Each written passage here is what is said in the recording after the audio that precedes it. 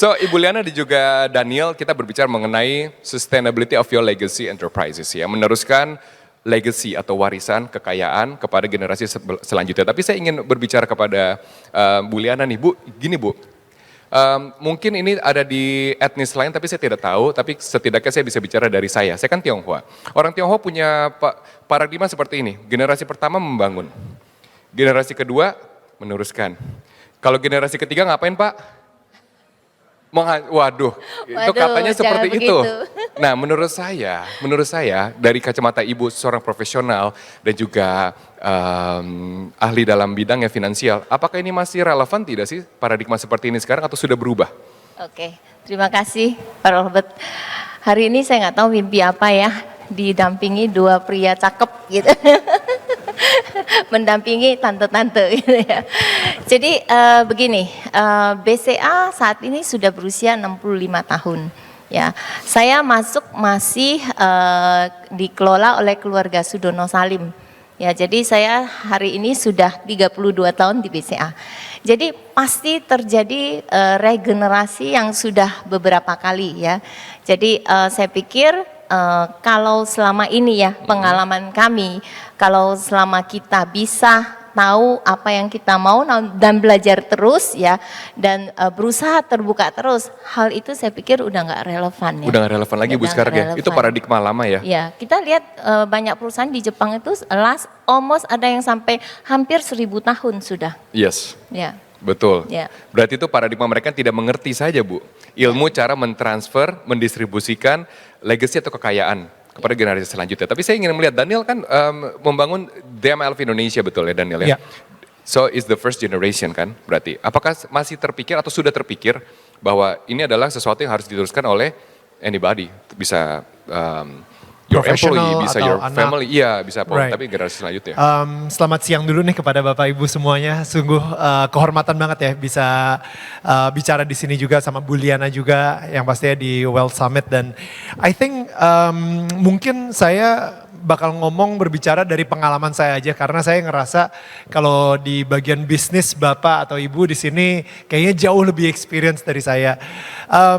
Damn I Love Indonesia mungkin bisa dibilang yes itu kreasi atau saya foundernya Damn I Love Indonesia, tapi sebagai seorang public figure dulu di tahun 2008 sebelum saya memulai Damn I Love Indonesia, saya banyak ditawarin bisnis gitu, bisnis F&B, bisnis clubbing misalnya, banyak banget deh. Nggak mau tuh, clubbing nggak mau, club nggak mau. Clubbing nggak mau men gitu ya. Karaoke mau nggak karaoke? Karaoke nggak mau juga gitu. Kenapa gue nggak mau? Karena ayah saya adalah pedagang baju di Mangga 2. Jadi saya ngerasa kalau misalnya saya F&B, saya nggak punya mentor di rumah. Saya bikin klub, saya juga nggak punya mentor di rumah.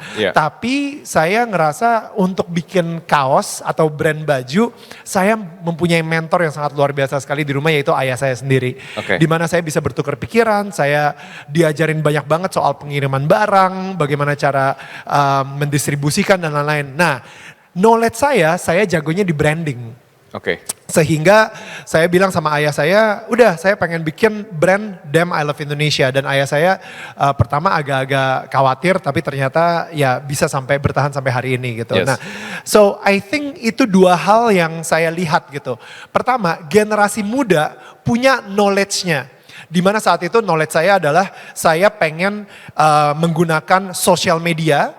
Abis itu saya pakai teman-teman selebriti. Abis itu saya juga akan karena saat itu di Indonesia lagi masalah sama rebutan batik sama Malaysia di tahun 2008. Nah, ini kesempatan banget untuk kita kencengin nih. Damn I Love Indonesia, Damn I Love Indonesia. Itu knowledge yang saya punya. Tapi ayah saya, dia mempunyai wisdom. Nah, wisdom dan knowledge itu sesuatu yang sangat berbeda. Ayah saya udah melewati yang namanya tahun 98. Ayah saya udah melewati krisis tahun 2008. Dan sampai hari ini pun ayah saya sendiri juga udah melewati pandemi. Dan bisnisnya terus berjalan. Wisdom itu adalah wisdom yang sangat mahal sekali. Dan justru saya perlu belajar banyak bagaimana caranya untuk melewati tantangan-tantangan yang nanti ke depannya bakal kena di bisnis saya juga gitu.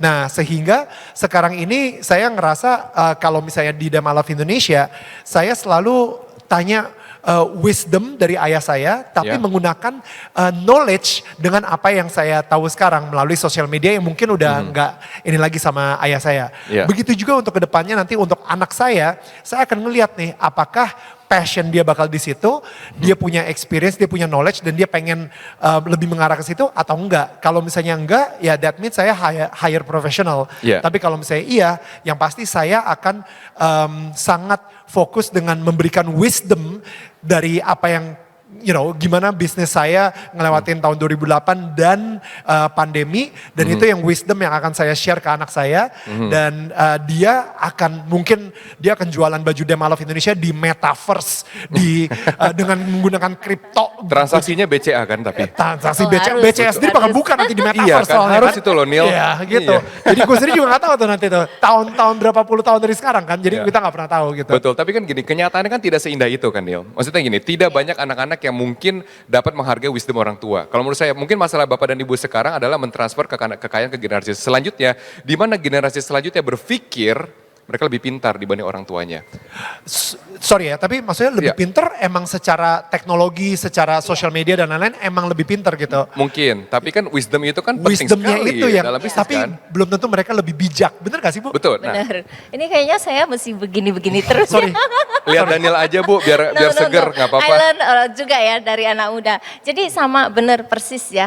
Jadi kalau BCA ini kan dikelola secara profesional. Tadi angle-nya kan dikelola oleh owner langsung gitu ya. Iya. Nah kalau untuk dikelola oleh profesional, bagaimana kita memastikan sih ini bisa sustain terus ya Betul. perusahaannya. Jadi enterprise legacy-nya tetap bisa continue for long time gitu ya. Iya. Jadi sebenarnya yang perlu kita lihat ya pertama-tama bagaimana kita kelola orang di dalamnya. Kita kelola apa, Bu? Orang Orang di dalamnya. yang ada di dalamnya. Jadi Human capital. Humannya. Karena sebenarnya perusahaan itu sangat identik dengan orang. Kalau nggak ada orang, nggak ada perusahaannya. Cuma Betul. ada nama PT dan fisik gedung aja gitu ya. Ya. Jadi jiwanya perusahaan adalah di orang ya. Jadi bagaimana kita treat orangnya, bagaimana kita mau membangun orang-orang yang kurang lebih dalam waktu mungkin 100 tahun ke depan juga punya nilai-nilai yang sama, Yes. punya cara berbisnis yang sama, value-value-nya sama. Nah itu tantangannya yang cukup besar. Apalagi Bu zaman sekarang, industri berapa? 5.0 karena 4.0 sudah automation Iya. sudah banyak, berarti automation digantikan oleh robot. Iya. Robot, bukan robot ya, robot. Tapi kalau sekarang artificial intelligence, Yes. menganalisa apa yang tidak bisa dianalisa oleh manusia dengan cepat gitu ya. Iya. Apakah orang itu masih segitu pentingnya? Apakah teknologi lebih penting sekarang? Ya. Siapa yang membuat AI itu? Siapa yang membuat robot itu?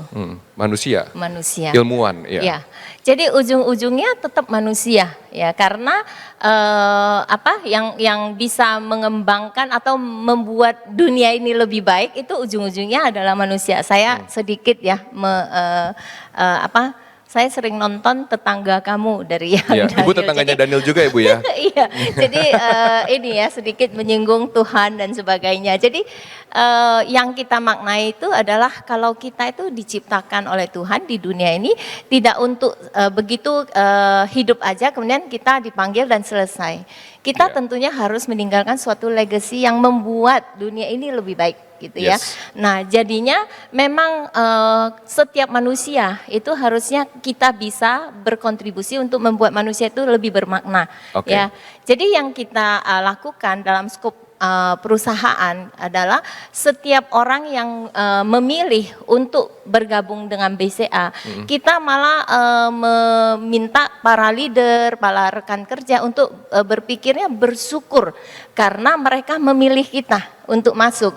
Oke. Karena sebenarnya dalam siklus hidup manusia itu usia-usia produktif itu adalah usia yang paling usia emasnya lah mereka memberikan karya yang membekas di dunia ini in a Betul, way ya betul. terlalu filosofis tapi sedikit banyak itu mindset yang kita berikan sehingga yang kita lakukan adalah para leader kita itu harus bersyukur orang ini memilih untuk di dalam timnya sehingga bentuk rasa syukur kita itu adalah bagaimana kita menggrow mereka Yes. di masa produktif ini ya menjadi berkarya sesuatu yang berguna untuk Bapak Ibu sekalian dalam menjalankan perekonomian ya, in a way. Betul. Kalau ini gabungannya kan ini financial powernya luar biasa gitu Betul, ya. betul. Jadi kalau Bapak Ibu bisa bekerja dengan baik karena tidak ada masalah financial ya, itu Ya. akan Berarti rolling. reverse psychology ya Bu. Yes. Biasanya kan employee bersyukur lu gue gaji. Ya. Sekarang bersyukur kamu memilih saya untuk pekerjaan ini. Tapi apakah itu juga relevan with your business Daniel? Karena orang kan tahu Daniel, kamu yang besar, you're the name, you're the brand. Apakah orang-orang itu penting? Orang itu hanya menjalankan atau operator? Pertanyaannya jadi apakah orang-orang itu penting Apakah atau human menjadi capital- operator? Iya, apakah human capital Operator mereka Iya, semua nggak penting operator. di mata gua. ambil order, cuan, transfer duit, ya saya dapat duitnya karena orang tahu Daniel Mananta. Bukan orang itu kan gitu kan. Human capital. Pertanyaan macam apa itu, Bet? Jangan gitu dong. Gak mungkin. Nggak digaji nih kalau begitu. Kalau nggak nanya. Gak mungkin gue jawab mereka hanya operator di mata gue. Mereka hanya robot Haryanto. Robot. Ya. Oke, tapi kalau di saya udah pasti ya, saya gila. Gue ini orang yang gak enakan banget gitu. Jadi the fact that ada orang yang mau kerja sama gue aja, gue seneng banget. Ya. Itu benar-benar sesuatu yang Mesti sangat orang itu seneng kali kerja sama seorang selebriti. Iya Iya kan? maybe ya, mudah-mudahan ya, mudah-mudahan gitu. Lu gak tahu aja gue kalau bisa di kantor kayak gimana gitu. Galak ya. Oke, tapi yang pasti it's a blessing pasti ya.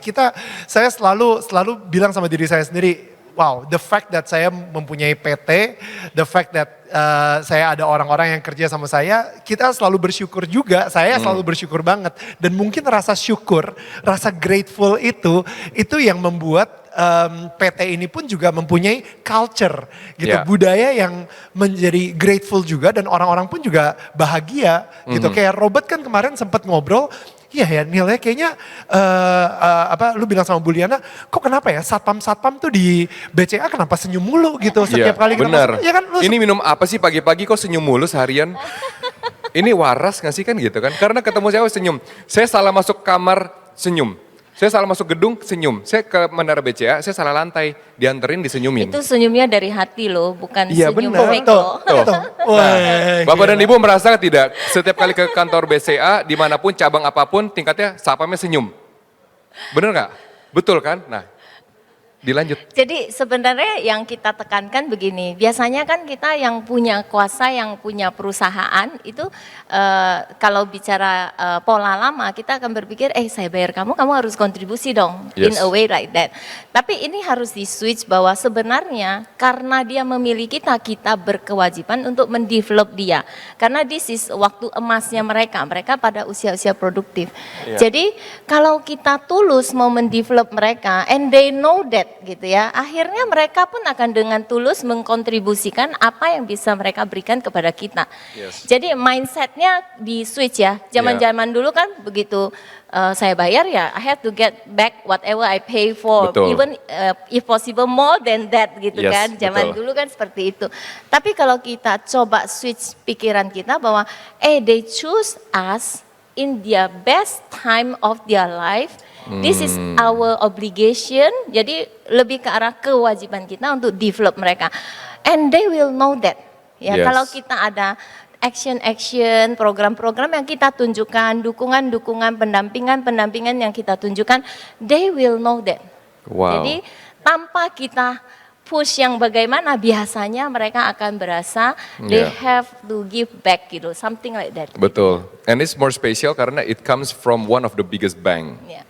in Indonesia and also Southeast Asia kan. Di mana dengan resource yang besar bisa hire siapa saja Bu. Yeah. Tapi gimana melihat mereka sebagai aset. Yeah. Tapi pertanyaannya lebih ke relevan ke audiens mungkin seperti ini. Mungkin saya bekerja seperti ini Daniel, misalnya your dad gitu kan. Saya punya cara. Anaknya Daniel baik gitu. Oh Bapak punya wisdom, saya punya knowledge, gabungin yuk. Tapi kan tadi balik lagi ke pertanyaan saya adalah mungkin tidak semua anak, dan saya yakin nih, mungkin tidak semua anak suka dengan bisnis orang tuanya. Mungkin tidak semua anak tuh suka dengan apa yang dilakukan oleh orang tuanya. Atau caranya, atau produknya, atau apapun lah yang ada di sana. So, bagi Bapak dan Ibu sini berpikir how to transfer. Kalau anaknya nggak mau, anaknya nggak suka, nah itu bagaimana? Ada tidak yang bisa kita bedah dari situ? Itu menarik loh. Ya. Jadi gini, kalau kita bicara ya, seseorang kalau dalam bekerja, ya kita sebenarnya sudah tahu sih apa yang mereka cari. berbagai research lah. Sorry, saya memang di HR jadi tahu gitu ya. Kurang lebih yang saya baca, bukan ini ya. Jadi kurang lebih seseorang itu kalau mau berkontribusi, they need to have like trust ya. Dari pertama-tama ya dari owner atau dari orang tua atau dari leader dia, ada trust dulu ya. Jadi sebagai orang tua kita mesti memahami apa nih gaya bawahan anak kita. Kemudian kita harus dalam tanda petik jangan terlalu kontrol, micromanage ya. Kita kadang-kadang ya memang harus kasih mereka ambil keputusan biarpun deg-degan pasti ya. Tapi itu cara melatih mereka mengambil keputusan ya. Dan tidak hanya itu, mereka akan feel wah I'm being trusted. Itu satu ya. Nah kedua hal yang perlu kita jaga adalah dia harus feel secure ya, feel secure artinya financially or apa secure? No, the way you do things ya. Jadi cara kita bekerja, cara kita menghandle bisnis, mengelola perusahaan itu cara yang benar. Cara yang the right way ya, no hanky-panky dan sebagainya yang akan membuat dia fear gitu ya. Kemudian juga kita mungkin provide somebody atau rekan kerja yang bisa saling mendukung, tidak saling menusuk dan sebagainya. They need to feel secure for that gitu. A place where they grow tapi sebenarnya mereka merasa tenang ya karena perusahaan beroperasi dengan benar, aturan-aturannya benar ya. Jadi trust yang akan didapatkan dari customer is ya kalau berhubungan dengan kita gitu. Nah, yang ketiga yang kita lihat adalah jangan lupa ya orang ini gabung dengan kita, jadi kita pun dia pasti punya harapan untuk berkembang. Secara pribadi ataupun secara ujung-ujungnya penghasilan juga ya. Kita harus realistis lah ya. Orang kalau gabung dengan kita, mereka berkontribusi, kita harus kasih imbalan yang seimbang dengan kontribusinya. And then career wise itu akan naik juga gitu ya. Nah, yang terakhir yang sangat penting adalah harus ada kasih sayang di antara kita. Nah, itu yang kita create ya di BCA. Jadi ada kepedulian di antara kita. Ya, jadi apapun generasi yang sebelumnya yang mungkin senior, I'm very senior now karena saya sebenarnya udah usia pensiun. Ya, this year will be 56. Usia pensiun kan 55 gitu ya. Jadi menghadapi anak-anak muda seperti itu ya, kita yang tadi yang usia agak senior ya coba share our experiences, how we handle things. Tapi kita juga harus terbuka bahwa saat ini banyak hal yang memang young people do things differently. Ya, yang berbeda. Nah kita kalau terbuka itu kasih peluang untuk mereka mencoba dan tidak sedikit-dikit menyalahkan. Ya, kalaupun ada kegagalan dan sebagainya, kita dengan mengambil sikap peduli, compassion dan sebagainya, mereka akan makin berani untuk melangkah tapi in a proper way. Gitu. Jadi there's a compassion gitu. Dalam kondisi dia sulit pun kita akan tunjukkan bahwa oke, ada pengorbanan yang kita bisa lakukan untuk mereka. Wow. I love that. I love that so much. Kita berikan tepuk tangan dulu untuk wisdom pada siang hari ini. Wow. Itu kalau misalnya ada yang ngerekam nanti saya pengen catat 4 poin tersebut gitu. I love that so much gitu. Saya jadi keinget sih ada teman saya. Dia ini dia mungkin second generation ya untuk perusahaan ayahnya yang kebetulan konglomerat gitu. Nah jadi si ayahnya ini tidak membuat dia memulai dari karyawan. Tidak membuat dia memulai dari marketing atau sales atau lu jadi janitor dulu deh, jadi OB dulu untuk abis itu naik ke atas gitu. Enggak. Dia langsung dikasih posisi yang sangat prominent di perusahaannya. Dan dia malah dikasih sebagai ini uang yang kita punya lu bisa pakai. Decision maker malahan di perusahaan tersebut. Again ini perusahaan konglomerat jadi kayak I think lumayan ya sangat besar. Si anaknya itu dua decision yang pertama yang dia buat itu ngabisin beberapa triliun. Waduh. Iya kan itu kayak berapa puluh miliar US dollar atau berapa ratus miliar US dollar saya lupa gitu ya. Tapi decision pertama gagal. Decision kedua gagal juga. Gila itu sebagai anaknya saya juga gak tahu dia stresnya apa gitu. Betul. Tapi ayahnya memberikan Jadi sempat ada teman saya nanya ke ayahnya. Ayahnya bilang, ini pelajaran termahal, tapi saya yakin banget setelah ini dia akan make a better decision. Oke. Gitu. Jadi seperti yang tadi tuh, yang Ibu Liana bilang juga, ada kasih sayang di situ. Dia sebagai seorang ayah, ya nggak apa-apa. Karena dia nggak akan bisa mulai dari awal ketika ayahnya masih hustling untuk membuat si perusahaan tersebut. Different era. Different era juga gitu. Yes. Jadi si anak ini udah harus langsung bootcamp Yes. untuk bisa membuat decision, untuk make the right decision untuk kedepannya. Yeah. Dan akhirnya the third decision itu kerugian dari 2 decision langsung terbayar lunas from his third decision dari si anaknya juga. Oke. Dan sampai yang keempat dan kelima seterusnya udah. Ini dia udah kayak dapat respect dari bahkan kolega-kolega ayahnya juga. Betul. Kayak gitu because of the decision that he make gitu. Dan ini sih yang sulit gitu ya sebagai Yeah. mungkin generasi sebelumnya untuk memberikan kepercayaan ke anak dan suruh dia memberikan decision makernya dan ayahnya itu oke, whatever you do I will back you up Yes. dan gue akan mundur. Kalau misalnya lu salah it's okay, gue akan stand by your decision. Yes. Itu susah banget. Susah. Bu, kenyataannya kan gitu ya. Tidak Iya. semuanya tuh seindah itu. Iya. Ada yang bilang seperti ini, kamu jalanin ya, tapi saya masih pegang kendali. Otoritasnya nggak dilepas. Betul. Betul ya? Betul. Ada juga kamu jalanin, tapi dia menunggu dia salah sekali, people will make mistake. Dia make mistake, tapi nggak di backup dengan moral dan juga dengan apapun. Jadi bagaimana Bu? Misalnya gini, tidak semua kehidupan Iya. seindah itu kan? Ya, kan it takes two to tango ya. Iya. Jadi memang 2 sisi. Jadi kalau kita juga sering ya discuss dengan teman-teman di BYC, BCA yang community gitu ya. Bu, saya tuh udah pengen lari nih, pengen digitalize ini dan sebagainya dan sebagainya. Tapi kok kayaknya orang tua itu kayaknya masih nggak believe on that ya. Betul. Hati-hati loh, nanti ini invest banyak tapi habis itu buntung dan sebagainya. Nah, itu kalau dari sisi angle orang tua saya pikir normal ya. Ini sesuatu yang dia bangun ya, Yes. The whole life dia bangun itu, dia pasti agak protektif untuk itu. Nah, susah mendapatkan orang tua yang benar-benar langsung okay, this is your time, I let you do your things, you know, I will step back dan Yeah. sebagainya ya. Tapi memang istilahnya kalau setiap generasi itu akan mengalami regenerasi. Jadi Bapak Ibu di sini mungkin sebagai yang seniornya, kita harus hadapi bahwa akan pasti, itu suatu yang pasti semua generasi lah, ya kan. Iya. Nah, kita memang harus mau tidak mau tadi kasih trust ya. Artinya kita menjadi advisor oke, tapi jangan micromanage sampai si inilah whoever yang Nggak suksesor kita jadinya tidak bisa bergerak. Iya. Ke kiri dikit nggak boleh, ke kanan dikit nggak boleh, kamu terlalu hijau, nggak tahu pengalaman dan sebagainya. Tapi sebagai yang muda juga jangan terlalu impulsif ya. Kadang-kadang kan kita merasa, aduh yang uzur itu nggak ngerti deh, teknologi sudah berkembang seperti ini. For your aja ya, di BCA ini yang paling tua saat ini di luar komisaris adalah Pak Yahya kan. Pak Yahya tuh udah paling tua.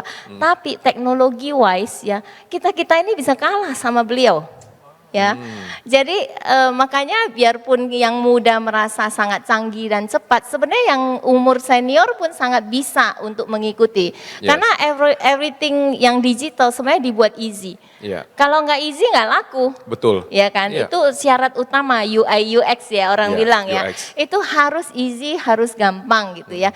Jadi tinggal bagaimana yang muda ini juga cukup sabar. Ya, menjelaskan ke orang tua, membimbing dan sebagainya lah, together lah, saling ngisi ya. Dan ini terjadi di kami, terjadi di perusahaan.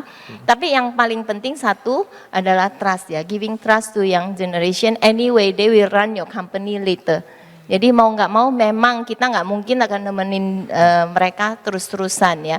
Jadi harus give trust to them, dan yang kita lakukan adalah istilah kami adalah program pendampingan ya, pendampingan. Mentoring. Jadi yang senior ini mementoring yang junior ya.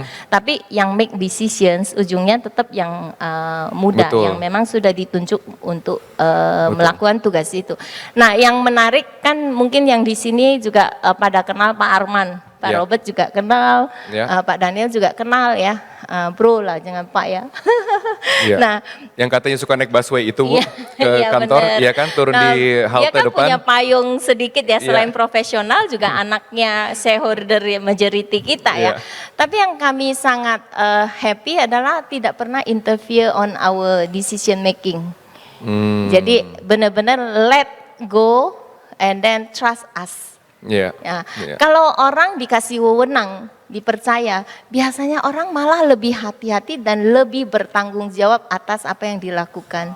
Wow. Ya. Iya. Jadi that's how saya pikir company ini bisa sampai hari ini ya. Yes. Iya. Kita sebenarnya baru launching tentang buku tentang BCA, Yeah. ya history tentang BCA.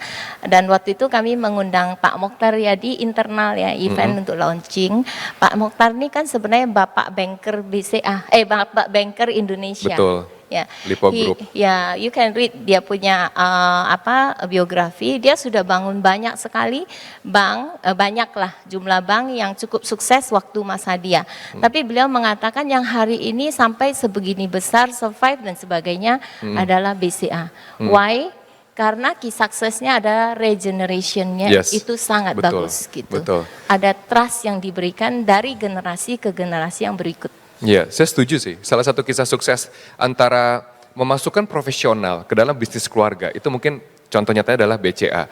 Tapi banyak perusahaan atau keluarga family struggling, bener nggak Nil? Kayak struggling, kayak misalnya gini, CEO Dem Alef Indonesia, or apapun yang Daniel buat, ada hotel, ada movie production saat itu, ada juga sekarang restoran, F&B, ada juga clothing, harus dibantu dengan profesional kan? Tidak mungkin kan? Jadi isunya saya di sini adalah, family itu kadang nggak mau let go. It's not about the ayah anak, ayah family, the whole family. If they feel the ownership of the business, cawe-cawe kan biasanya kata ini, kata itu, kata ini. Jadi ada tidak kemudian pengalaman-pengalaman Daniel kayak nggak bisa seperti itu. Enggak sih. Udah ya, langsung ke Buliana lagi aja. Oh iya, oke, atau kita Buliana silakan. Udah Tadi cepet jadi. biar Daniel juga ngomong Bu, soalnya kita tuh terpesona berdua sama Ibu Liana kayak wow, everything you said is wow. Sorry tadi saya pikir buat Daniel, jadi Saya juga pengennya kayaknya ke Daniel sih. terpesona dengan Kalau nggak gini, kita jawab dulu deh, Daniel ada tidak? lagu ininya alunan suaranya luar biasa. Iya.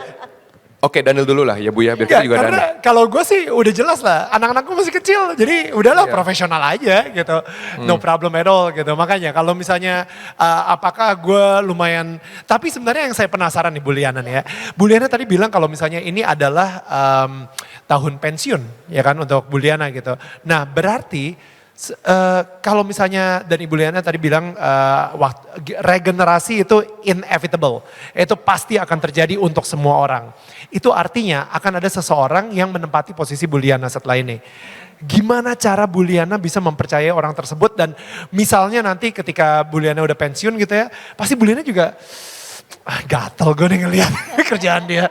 Itu how is it for you gitu untuk nanti kalau misalnya emang udah let go ke orang yang lebih muda gitu misalnya. Ya, sebenarnya sampai ke posisi ini kan pasti sudah banyak regenerasi di posisi-posisi sebelumnya kan.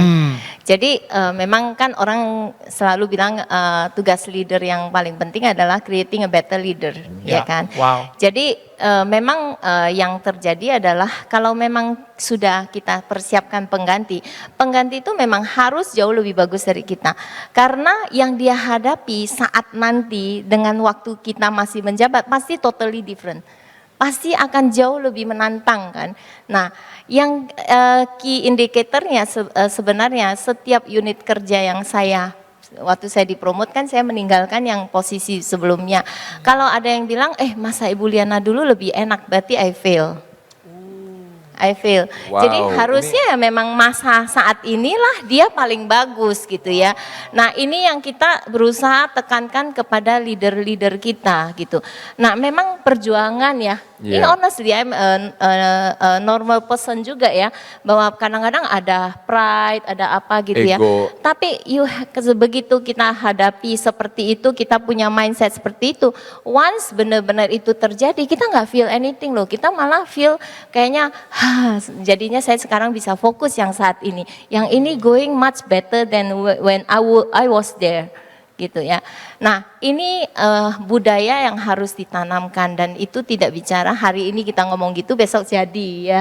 Ini it's been a while. Jadi budaya sebenarnya ini saya masuk sedikit ke budaya ya. Jadi BCA ini kita kan baru nulis bukunya. Jadi I was at that time also masa Pak Sudono Salim yang own BCA at that time.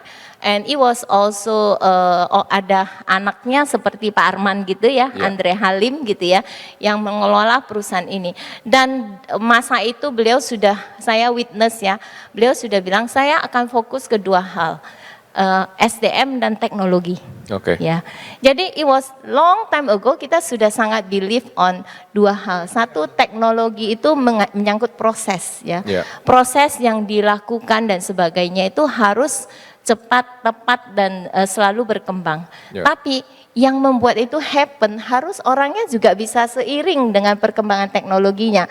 Seperti kita beli HP lah, ya fungsinya kan benar-benar banyak. Kadang-kadang kita cuma pakai buat telepon dan WA aja gitu. Itu smartphone, orangnya nggak smart. Iya. Tapi phone-nya smart.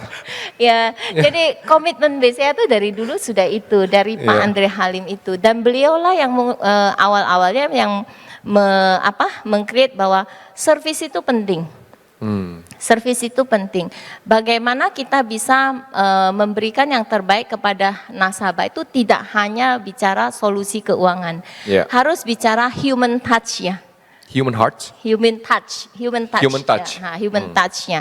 Jadi beliau ini bapak service ya yang awal-awal, kemudian beliau mendefine kenapa butuh value. Ya, value, corporate value ya. Beliau istilahnya kayak kita bangun rumah lah, kita namakan rumah biru ya. Bangun rumah seperti di rumah kan kayak Bro Daniel ngajarin anak kan, harus begini, kita harus jujur dan sebagainya itu kan value gitu ya. Nah, it's easy kita bisa lakukan langsung kalau masih kecil ya.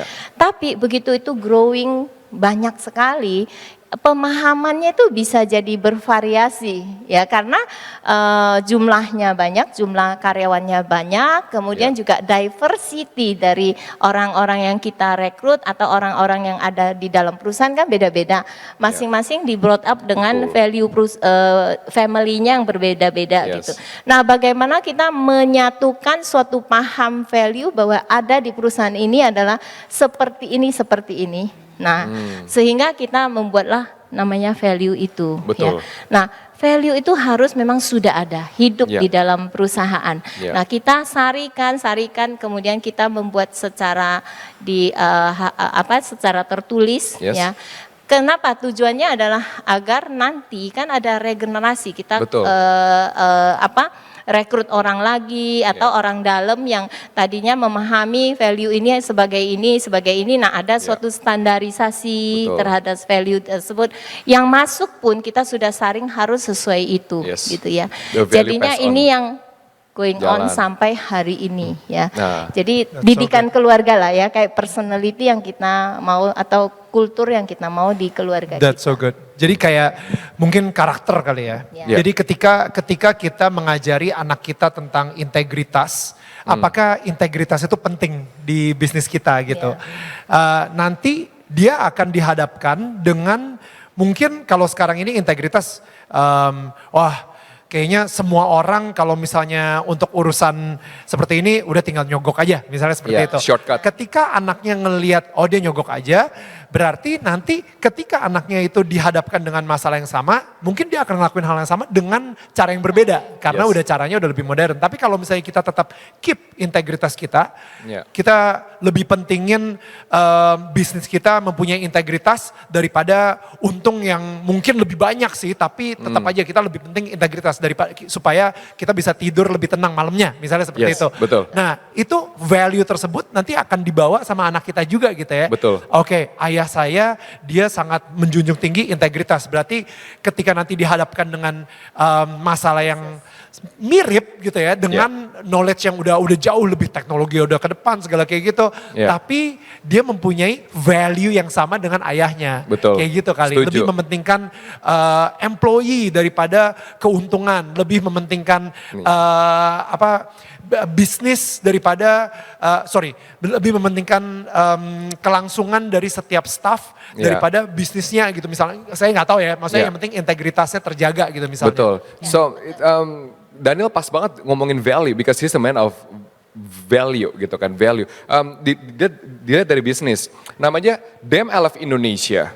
Restorannya Padamu Negeri. Right. Film-film yang dibuat sosok tokoh Susi Susanti misalnya salah satunya kita sosok tokoh Indonesia. Ya. So what values yang Daniel pegang sampai it seems to us that you don't want to take shortcut. Karena kalau shortcut kan buatnya horor, kuntilanak, pocong tuh banyak tuh. Kemungkinan besar itu lebih laku. Kemungkinan besar, bener gak Neil? Industri movie kemungkinan besar lebih laku dibanding Susi Susanti misalnya. Ya kan? So pertanyaan saya adalah, what is your values? Yang berpikir bahwa ini lebih penting dibanding uang karena long term. Saya jujur kaget banget tadi Ibu Liana itu kayak you took the words out of my mouth gitu. Kayak karena itu adalah yang gue pegang banget gitu. Ketika gue lahir di Indonesia dan ketika nanti gue meninggal, gue pengen Indonesia itu menjadi tempat yang lebih baik untuk anak-anak gue hidup di negara ini. Dan anak-anak gue dan cucu-cucu gue juga dan sampai generasi berikutnya, Indonesia akan menjadi tempat yang lebih baik untuk ditinggal daripada ketika pas gue lagi lahir. Kayak gitu. Nah, jadi pertanyaannya, instead of gue komplain terus gitu ya, aduh ini pemerintah gak ngelakuin apa-apa. Tapi pertanyaannya, what can I do? Supaya bisa membuat Indonesia menjadi lebih baik lagi. Indonesia menjadi lebih toleran lagi. Indonesia menjadi mempunyai mental juara. Indonesia itu lebih dicintai sama orang-orangnya. Itu dia kenapa gue ada Damn I Love Indonesia. Mungkin supaya membuat orang-orang menjadi jauh lebih cinta sama Indonesia. Lebih mengenal Indonesia sehingga lebih mencintai Indonesia. Kenapa gue punya Daniel tetangga kamu? Karena gue pengen banget suatu saat kita bisa menjadi jembatan dengan tetangga-tetangga kita sehingga kita menjadi lebih toleran lagi. Ketika nanti anak gue tumbuh dewasa, dia akan tumbuh di negara yang sangat toleran. Bukan yang terpolarisasi gara-gara sosial media, misalnya seperti itu. Dan habis itu kenapa gue membuat Susi Susanti, supaya orang mengerti mental juara itu seperti apa, seperti Susi Susanti. Seperti itu. Jadi intinya adalah apapun yang gue lakukan itu supaya membuat Indonesia, negara ini menjadi jauh lebih enak untuk ditinggal untuk generasi kita berikutnya. Kalau misalnya gue tidak mempunyai integritas, ya nanti anak-anak gue pun juga akan merasakan Indonesia yang tidak mempunyai integritas karena dia sendiri juga melakukan itu. Dia akan nggak percaya sama orang, dia mikir semua orang punya agenda dan lain-lain gitu. Jadi gue sebisa mungkin mengajarkan value-value tersebut ke anak-anak gue di rumah gue juga supaya mereka akan tumbuh dan mereka menjadi game changer juga untuk Indonesia sendiri di generasi mereka. Setuju. Kayak gitu sih. So whatever you do, uang satu sisi betul ya, bisnis harus sustain kan, harus ada profit. Tapi di sisi lain harus punya impact. Ya kan, harus punya impact. Kalau BCA bagaimana Bu? Impactnya kan sudah besar, apalagi mau di-impact kepada khalayak banyak gitu untuk generasi selanjutnya.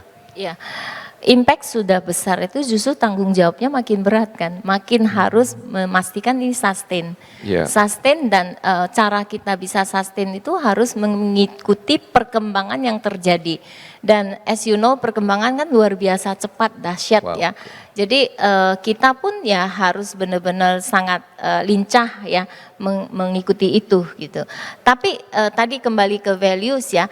Personality atau karakter itu sangat-sangat penting ya. Jadi banyak sekali perusahaan-perusahaan besar ataupun yang mungkin growing ya, yang mungkin Bapak Ibu di sini juga hadapi akan masih ragu-ragu kenapa sih butuh values dan sebagainya. Toh perusahaan udah jalan dengan baik, orang-orangnya baik dan sebagainya. Sebenarnya values itu perlu benar-benar secara harafiah dituliskan, diajarkan dan sebagainya karena tadi regenerasi itu akan terjadi ya. Regenerasi ini perlu tahu sebenarnya apa sih karakter dari perusahaan ini. Ya kan. Jadi tadi Bro Daniel cerita tentang keluarga masih within your touch. Within your touch, yourself can educate them dan sebagainya. Tapi once the company is growing, you know, you need some kind of tools atau program atau apa yang bisa membuat bahwa ini menyebar nih di seluruh Indonesia gitu ya. Kayak BCA kan luar biasa ini. Nah, memang saat ini kalau bilang BCA berimpact, iya. Ya, memberi dampak kepada Indonesia itu salah satu visi kita menjadi pilar perekonomian Indonesia yang bisa dihandalkan. Tapi kalau kita tidak keep aware bahwa ini harus menjadi tanggung jawab yang besar buat kita, kita tidak berkembang terus. Ini kan things going up and down kan terjadi.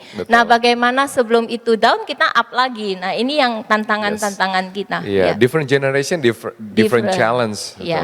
Dan kalau misalnya gue boleh tambahin sedikit ya, kemarin itu ada seseorang yang bilang di salah satu webinar gitu dan gue kena banget di hati gue. Dia bilang kayak gini, lebih sulit untuk mengajarkan value daripada mengajarkan matematika. Betul. Ini menarik banget, karena untuk seseorang diajarkan matematika itu jauh lebih mudah daripada diajarkan tidak membuang sampah di tol. Atau tiba-tiba tentang integritas, jangan nyontek, itu lebih sulit untuk diajarkan integritas ini atau kedisiplinan ketika daripada atau mengantri. Oh my goodness, ngantri. Ya jangan nyerobot pas ngantri, please. Oke, ini kalau misalnya ada yang suka nyerobot pas ngantri, please. Serius. It drives me crazy. Gila, kita udah di abad 21 guys, masih nyerobot juga. Oke, tapi itu lebih sulit ya, karena udah turun temurun. It's a culture, it's a culture. Sehingga lebih mudah untuk mengajarkan soal matematika, science dan lain-lain daripada mengajarkan values dan karakter ke seseorang. Gitu. Jadi memang ini sesuatu yang challenging, tapi saya believe banget kita sekarang sudah melakukan hal tersebut gitu sedikit demi sedikit gitu kan. Dan gue tadi pengen ceritain sebuah, tentang regenerasi. Mungkin di sini ada yang tahu kalau saya dulunya selama 15 tahun menjadi host untuk Indonesian Idol. Dan ada yang penasaran juga mungkin kenapa saya meninggalkan Indonesian Idol. Dan itulah seperti tadi kata Bu Liana juga, regenerasi itu inevitable. Saya cinta banget sama brand Indonesian Idol. Dan saya ngerasa saya sudah mulai memasuki tahap berikutnya dalam hidup saya. Dan ada seseorang yang jauh lebih cocok, jauh lebih resonate dengan anak-anak muda, dengan marketnya Indonesian Idol. Dan jauh lebih in the zone ya. Dia sangat besar di TikTok, dia sangat influential di YouTube. Dia mempunyai subscriber di YouTube itu berjuta-jutaan. Dan di TikTok tuh kayaknya selalu FYP dan lain-lain gitu ya. Sehingga saya ngerasa dia lebih cocok untuk menjadi host Indonesian Idol daripada saya. Wow, itu gak mudah. Karena yang ngantri untuk ngambil kerjaan saya itu banyak banget. Maksudnya siapa yang gak mau jadi host Indonesian Idol. Tapi saya tahu diri, akhirnya saya mundur dari host Indonesian Idol. Dan saya mempunyai sebuah motto mungkin dalam hidup saya. Too long in the spotlight will blind you. Ini filosofisnya itu lumayan menarik banget. Ketika kita terlalu lama berada di spotlight. Ini spotlight ini kan nyorong terus nih ke kita kan. Ini kalau misalnya kita terlalu lama di sini, saya ngeliat di sini. Yang ada nih lama-lama mata saya buta.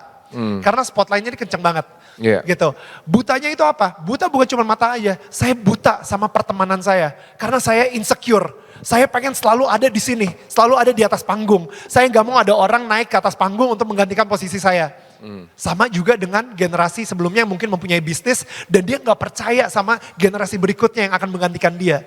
Dia insecure banget, dia harus ada di sini sebagai in control dan alpha. Jadi saya di Indonesian Idol, saya tahu diri, saya mundur. Karena it will blind me. Saya akhirnya ketika saya memutuskan untuk mundur dari RCTI sendiri juga yang, Daniel pengen mundur, ada masalah apa? Jurinya ya, lu pasti ada masalah sama juri. Enggak. Fee-nya kegedean nih sekarang nih.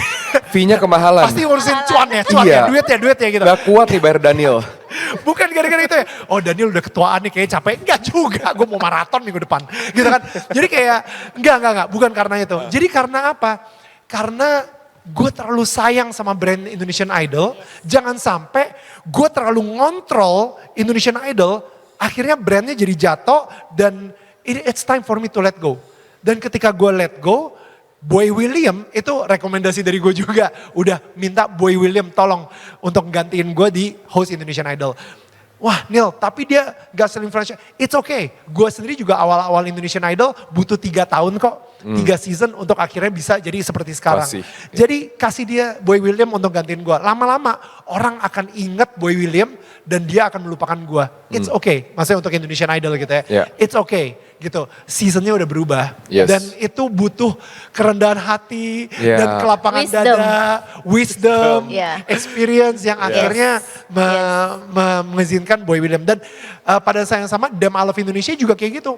Target market saya di Dem I Love Indonesia Berubah. itu 17 sampai 35. Ya. Umur saya udah jauh dari target market kita gitu. Nah jadi akhirnya saya juga udah mulai mundur dari Dem I Love Indonesia dan mulai memajukan yang milenial-milenial, Yeah. yang Gen Z untuk menjadi Leader. influencernya gitu, key opinion leadernya buat di Dem I Love Indonesia. Yeah. Karena saya terlalu sayang sama brandnya. Jangan Wow. sampai saya yang menghancurkan brand saya sendiri karena saya insecure terhadap diri saya gitu sebagai seorang leader. Kayak gitu. Wow, Nah, kita berikan kalau tepuk tangan ini, dulu. iya, Wow, powerful. iya, Tapi nyesel nggak? Nyesel nggak? Nyesel nggak katanya? Nyesel nggak? Enggak, gue nyesel kenapa Robert Haryanto nggak ikutan jadi salah satu pilihan gue kali ya. Iya benar. Iya. Kenapa nggak gue? Kenapa mesti Boy? Kenapa Boy William aja gitu? Iya. Harusnya Robert juga gue iniin gitu ya. Iya. Gantengnya mungkin lebih ganteng lo daripada Boy. Oh terima kasih. Sepatu berapa ukurannya? Iya, 45 langsung Oke. aja ya. Banyak nih BCA support UMKM nanti saya beliin. Iya di Grand Indonesia juga ya sebelah kan ada. Iya kan, di bawah. Bisa. Tapi sedikit ya refer pada ceritanya Bro Daniel ya. Ini sebenarnya benar-benar reflect ke organisasi. We love the brand of BCA, we love the company so much gitu ya.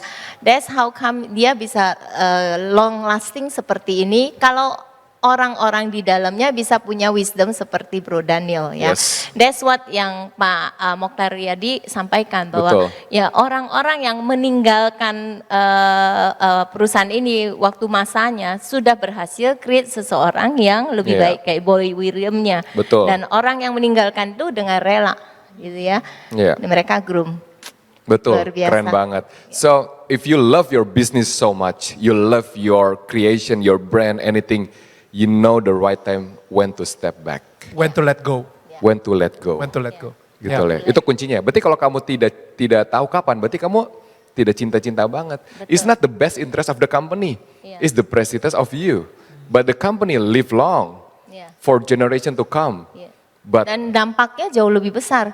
Karena the company live long, growing bigger and bigger, dampaknya ke masyarakat jauh lebih besar. betul. Iya. Wow, ini keren banget tuh. Kita berikan tepuk tangan.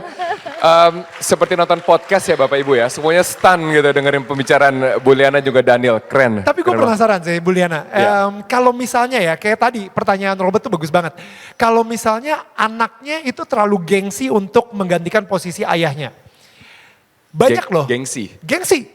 Anaknya misalnya dia adalah anak seseorang yang sukses. Semua orang tahu dia sukses. Anak pertama khususnya gue gitu misalnya. Iya. Itu mempunyai ego yang sangat tinggi. Yes. Dan dia pengen build sendiri. Boleh, betul. Dan dia nggak mau ngelanjutin bisnis ayahnya. Yes. Karena dia pengen nge-build sendiri. Yes, Karena betul. dia pengen ngebuktiin ke orang-orang kalau enggak kok gue bisa tanpa ayah gue. Yes. Jadi akhirnya dia nggak mau ngelanjutin. Bagaimana caranya ayahnya atau ibunya meyakinkan anaknya bahwa no, nggak perlu gengsi-gengsian di antara kita. Please. Yes. Itu menurut ibu sendiri gimana Iya. Bu?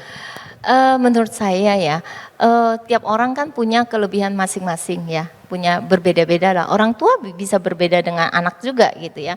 Dan regenerasi itu kita tidak bicara regenerasi anak kandung aja. Regenerasi kan bisa ke profesional atau Betul. orang-orang yang kita lihat sudah punya talent yang bagus. Kalau anak kita punya talent yang berbeda, kenapa enggak? Bahkan satu hari bisa diverse, dia punya usaha dan mungkin akan growing juga by itself di situ ya. Yes. Jadi memang nggak bisa dipaksakan. Kalau anak punya dream sendiri dan kita yakin ya, kita lihat oke lah, let him try. Namanya anak muda ya, Yeah. punya energi dan sebagainya. Yeah. Let him try, tapi kita jaga yang ada saat ini kan ada anak-anak kita di perusahaan. Betul. Ya, regenerasi tetap bisa dilakukan di perusahaan kita. Boleh tidak saya simpulkan Bu, jangan memaksakan kepentingan orang tua kepada anaknya. Ya. Apapun itu, termasuk penerus bisnis. Ya. Kalau misalnya bisnisnya bagus banget kan bisa profesional jalani dengan manfaat diberikan kepada keluarga gitu kan? Betul. Betul Ibu. Jadi Betul. jangan paksakan hal itu karena Ya. itu akan berakhir buruk. Ya. Wow. Jadi sebenarnya sama ya, di organisasi juga sama. Kita bicara kalau menempatkan seseorang gitu ya. Kita tempatkan sesuai dengan kompetensi dia atau kualifikasi yang sesuai lah ya. Tapi kan kadang-kadang nggak 100% fit. Yes. Ya namanya manusia ya, memilih kan nggak 100% fit. Yeah. Daripada dipaksakan tuh lose. Perusahaan nggak gain something from the person is not happy. Gitu ya. Jadi kadang-kadang kami juga coba menempatkan di tempat yang oke, if you like this area, let you try there. Tapi could be loh, sometimes Betul. wah ternyata dia menghasilkan yang jauh lebih baik, yang malah membuat kita kepikir ada solusi yang berbeda nih, Yes. seperti itu. Different approach. Ya. Mungkin seperti itu. Ya.